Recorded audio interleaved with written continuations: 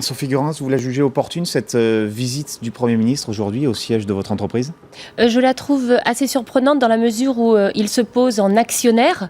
On aurait plutôt pensé et attendu du Premier ministre qui se pose en modérateur, qu'il appelle certes à une forme d'apaisement, oui. Pourquoi pas, mais ce qu'on attendait surtout de lui, c'est qu'il engage aussi le gouvernement à faire en sorte que le dialogue social soit possible de nouveau chez Air France, parce que la situation est quand même assez triste. Quand on constate que le désarroi mène à ce point-là à ces débordements, alors il est entendu que pour nous, c'est absolument pas une méthode de lutte, et on a bien condamné dans un communiqué de presse, on est quasi unanime, je pense. Ça change le rapport de force, vous pensez, entre direction et syndicats ?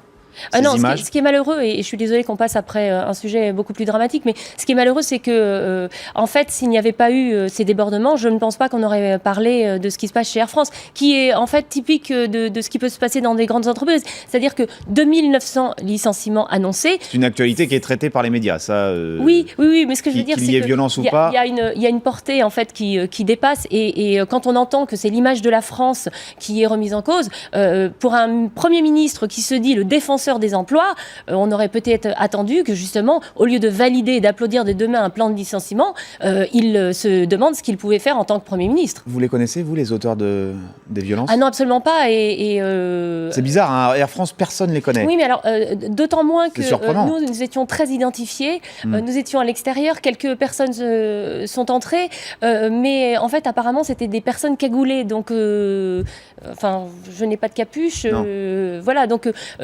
on l'a condamné. Mais entre vous parlez évidemment, et a priori ce sont bien des salariés d'Air France, ça vous. Mais je ne peux vraiment pas vous le dire. Vraiment, et c'est sincèrement, c'est absolument pas parce que je cache quoi que ce soit. Il faut absolument que la justice fasse son travail. S'ils ont saisi. S'ils sont un jour identifiés, est-ce qu'il sera normal de les licencier ? Il sera normal que la justice fasse son travail. La justice, c'est un volet, mais il y a un autre volet en interne. Celle de l'entreprise, le volet de l'entreprise. Est-ce que ces personnes devront être licenciées ? Alors, je suis un peu surprise de la question. Il faut que les choses se passent. Est-ce qu'on doit garder ce genre d'éléments ?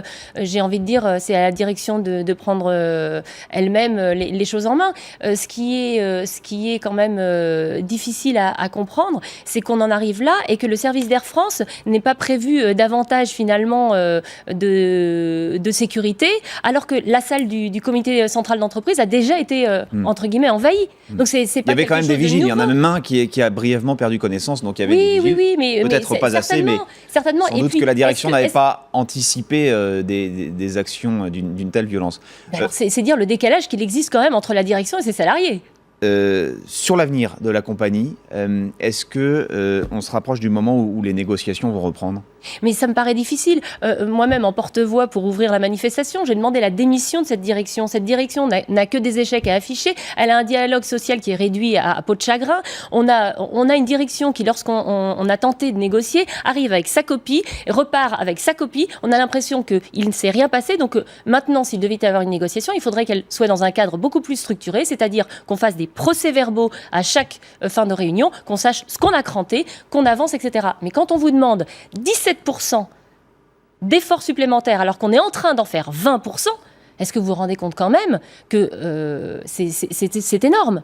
C'est pas juste un petit caprice que de ne pas vouloir aller plus loin que 20%. Les pilotes ne sont pas des privilégiés au sein de votre entreprise. Mais je sais pas, c'est une question. Je ne suis pas sûre que ce soit intéressant de répondre à ça, parce que je vais vous dire, on est un équipage. Moi, je n'ai pas envie de me dire, lui, il gagne plus, lui, il fait ça, lui, il fait ci. Il faut que ça marche. À 10 000 mètres d'altitude, il y a une magie qui doit s'opérer.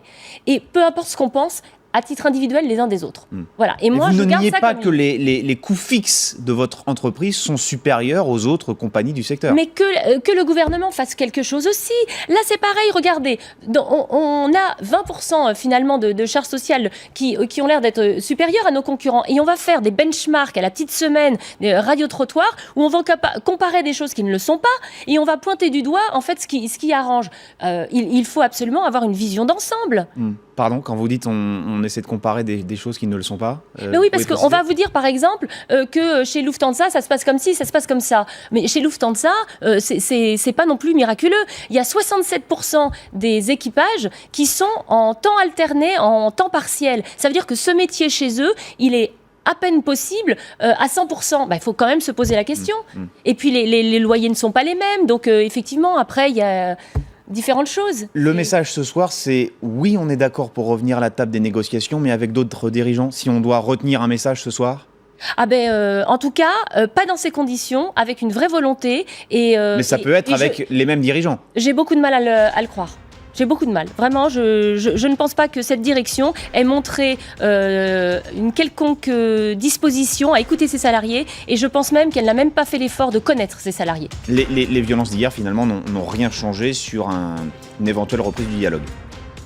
En tout cas, il n'y a absolument aucun contact avec cette direction, et je trouve que c'est absolument déplorable de voir comment les salariés qui vont être des chômeurs et qui seront des électeurs, il ne faut pas oublier, parce que le droit de vote n'est pas enlevé aux chômeurs, et je pense que M. Valls devrait quand même s'en rendre compte. Eh bien, je trouve ça assez déplorable de voir qu'on nous reproche quelque chose. Vous n'êtes pas encore au chômage, Sophie Goerens. Non, je ne suis pas au chômage. Et vos collègues non plus. Mais c'est pas lorsqu'on l'est qu'on doit pleurer. Il y a un plan d'économie qui est annoncé et qui pourrait être reporté si des négociations devaient reprendre. Pour l'instant, on en est là. Ce serait merveilleux. Merci beaucoup, Sophie Goerens. Dans un instant, c'est un nouveau journal sur LCI. Ne bougez surtout pas.